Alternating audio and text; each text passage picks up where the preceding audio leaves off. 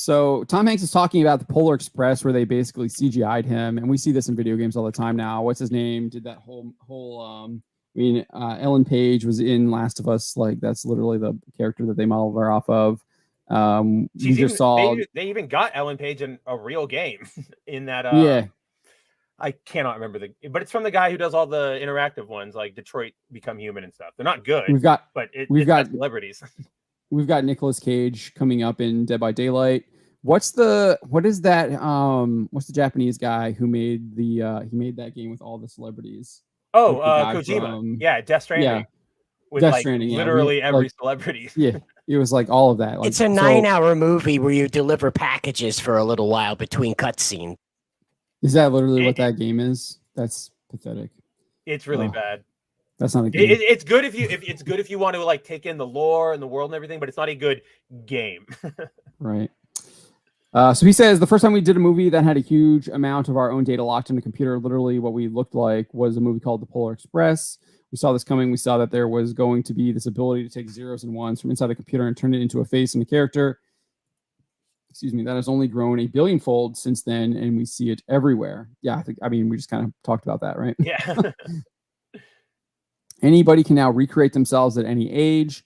They are by way of AI or deepfake technology. The way they are by way of at any age they are. Okay, at any age they are by way of AI or deepfake technology. I could be hit by a bus tomorrow and that's it, but performances can go on and on and on and on and on. Yeah, that's what's kind of creepy. Yeah, dude. Outside the understanding of AI and deepfake, there'll be nothing to tell you that it's not me and me alone, and it's going to have some degree of lifelike quality. That's certainly an artistic challenge, but it's also a legal one. So I saw someone, I forget who it was, in the chat here. They were saying AI is overrated. I think it was Christian Freitz here. He says AI is overrated. So if they do this, like I can see them bringing back like older celebrities, etc. First one coming back is what's his name? James Dean. He's the first one to come back. But I mean, if you keep doing that, audiences are still going to be like, all right, I'm like, can we get something like where's the new actors? Like, let's see something different. Let's see something new.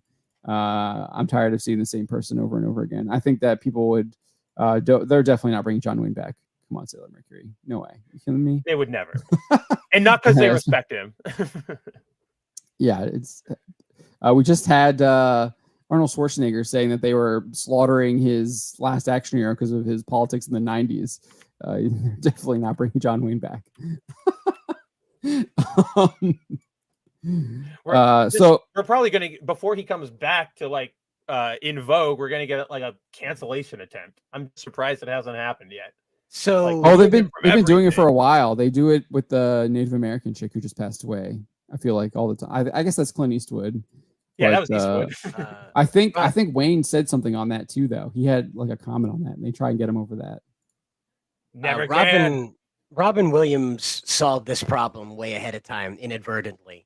His will or whatever, his last legal document states that Disney can't recreate or create new content off of what he has already made legally available to them. Because they screwed him on Aladdin. Because they wanted him for Aladdin, they wanted the celebrity voice, but Robin Williams was like, I don't want to like be the draw. I don't want this to be about me. So I'll do it on the one condition you do not advertise that like I'm Genie. Just, you can say I'm in it, but don't focus it on that.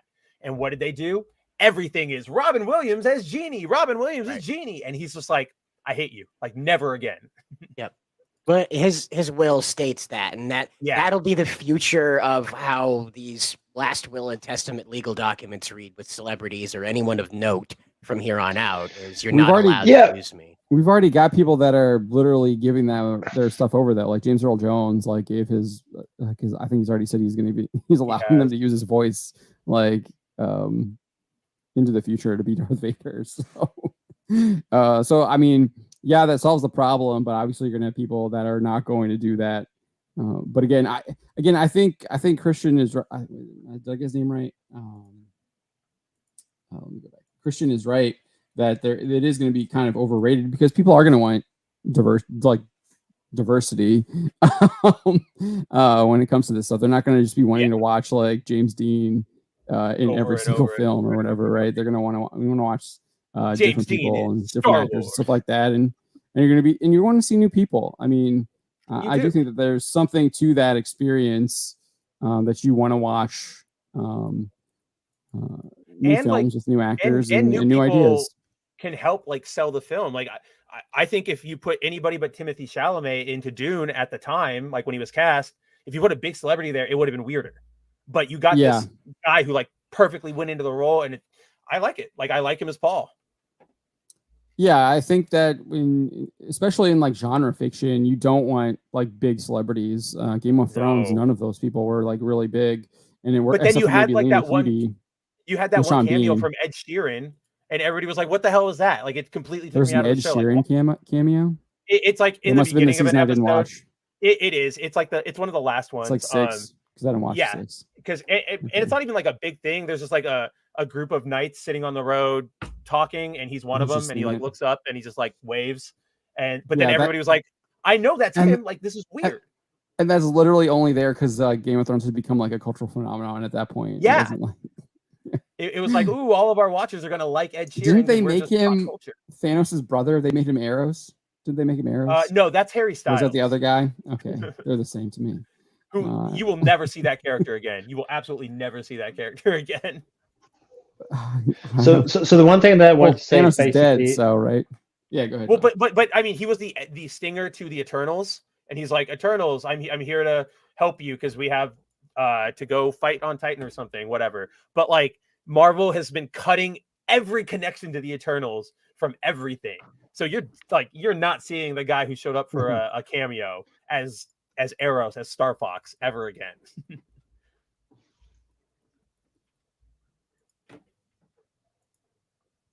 Yep. So you remember when Final Fantasy Advent Children came out? Remember that? Yes. I knew right then and there, and I told my girlfriend at the time, they're not going to need actors in 20 years. What they're going to do is they're going to completely generate the voices. They're going to generate the movement, the environment, everything. Your celebrities will be stored on a thumb drive. I think that's a possibility, but again, like I said, I think that there's like, I think audiences. There's already people. Like, I mean, we were talking about this already. Like, we were talking about this. I don't know. I feel like 2 or 3 weeks ago when we were talking about Matt Walsh and the Quartering. Like, you already have a significant portion of people that already find like animation just kind of bizarre. Yeah, right. I forget. Someone else was even talking about it the other day. They just like don't like. They just don't find. Oh, I was talking to Jonathan over at the One Ring. OneRing.com, and he was like, he just has the right one. .com's the right one. Yeah, because .net is the bad one, right? Yeah, Porn is the bad one. Torque is the good one. And he was telling me that he just has like an aversion to a lot of animation, and I was just like, because we were talking about the upcoming War of the Rohirrim film and how it's going to be in the anime style, and he was just like, I'm not sure how I'm going to like it because it's going to be animated, and I just don't know how that's going to be. Whereas like, and I think that might be like a generational thing because I've never had that. James Gunn, like, it might not be. James Gunn was talking about how like he likes animation. You can do a lot more different things in animation that you can't do in live action, and it works a lot better. Totally. That's why he said Spider-Man Into the Spider-Verse was his favorite comic book adaptation, which I think is just bizarre. Spencer, I agree. I don't know. You said Spider-Man 2 is still better.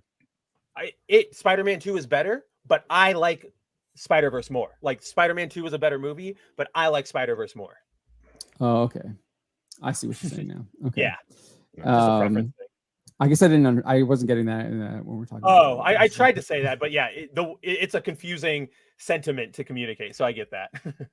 But yeah, I mean, there's just some people that are going to be that just like they see animation and they're just like, I don't know, they don't like. There's some people that think it's just for kids. I obviously don't hold that opinion. I think that we've got Netflix shows out there that are obviously made for adults. The Love, Death, Robots. I think that's what that's called. From Arcane, Tim Miller. Obviously.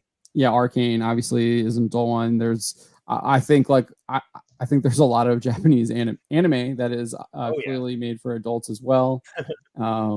I would argue that Evangelion is more for adults rather than like a teenager or anything like that. And it still aired on Saturday mornings. It took the time slot of Teenage Mutant Ninja Turtles because that show ended. Yeah, I mean, do you disagree with me though? Do you think that's like I would say that's a more mature anime? I definitely don't know, Okay. like how that got through. That's sort of what I was getting at. It's like you're putting it on the block for like 8 and 10-year-olds. I don't know. Can you imagine the cereal campaign with that? New Evangelios, part of a balanced breakfast. It's just Shinji screaming in the background. I would have an entire wall of them. And I would eat it every day on stream. I would be like Nick Weiser. I would just be here cerealing it up. I did watch the last episode, and again, I think like the last 3 are just like bizarre. They are. You're not wrong. It's not just the last one. It's literally like the last 3 are just very bizarre, odd, and I there's not like good closure. Like I don't like what happened. Yeah. And that's why they had to go make the movies. Yeah. Okay. So I gotta watch them. So what do I watch next? Do I watch the Amazon ones next? No, you watch a movie called End of Evangelion, and then you can go to the Amazon one. It's pretty easy. I need to watch that one. Okay. All right. I'll do that then.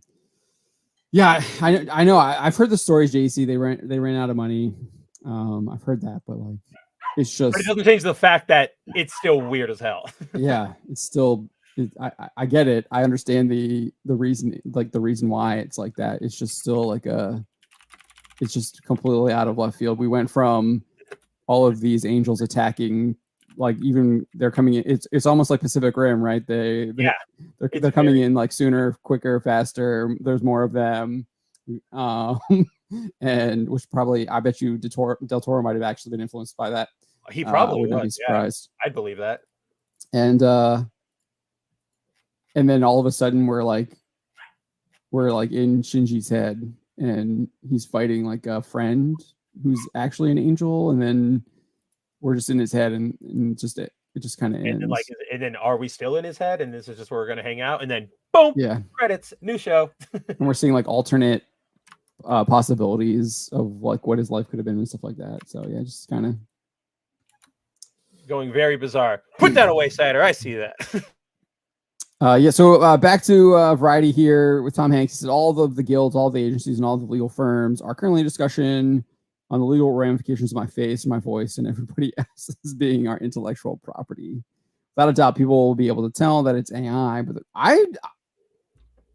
the question is, will they care? Right, there are some people that won't care, that won't make that delineation. Yeah, I mean, maybe right now, if he's talking about specifically in this moment, sure, but I think it's going to get to a point where, like, again, the Joe Rogan speaking in Spanish clip, it looks like he's speaking Spanish.